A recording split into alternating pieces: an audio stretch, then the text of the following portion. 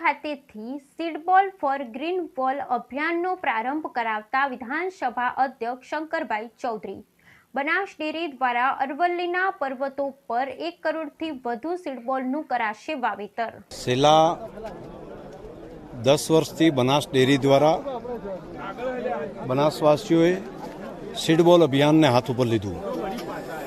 છેલ્લા 8-10 વર્ષનું આ પરિણામ એ દેખાઈ રહ્યું છે।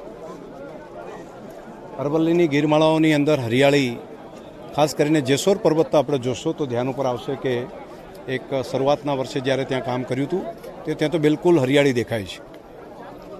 3 વર્ષ પહેલાં અહીંયા અંબાજી ગબ્બરની આજુબાજુ જે કામ કર્યું હતું તો ત્યાં પણ બહુ મોટા પ્રમાણમાં વૃક્ષોનું ઉછેર થઈ રહ્યો છે।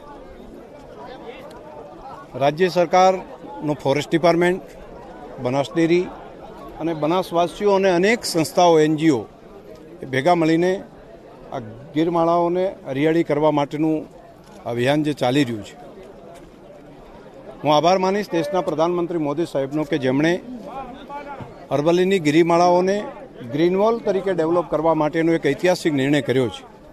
આવનારો સમય અરવલ્લીની ગિરમાળા અને અડીને આવેલા બધા પ્રદેશો માટે એક આશીર્વાદરૂપ સાબિત થશે।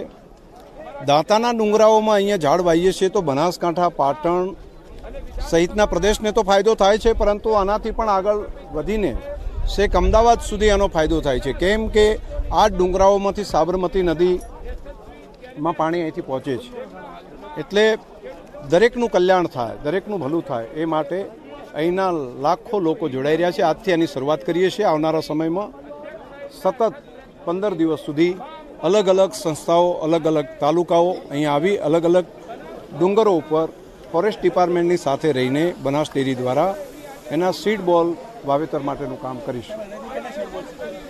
1 કરોડ કરતાં વધારે સીડ બોલ બનાવવાનું કામ અમારી માતાઓ બહેનોએ કર્યું છે। જિલ્લાની અંદર બિયારણ જે અલગ અલગ ઝાડના આપવાનું કામ બનાસ ડેરી દ્વારા કર્યું, પરંતુ ગ્રામીણ કક્ષાએથી બહેનોએ સાથે બેસીને હજારોની સંખ્યામાં બહેનો સાથે બેઠી અને એમણે સીડબોલ બનાવવાનું કામ કર્યું છે।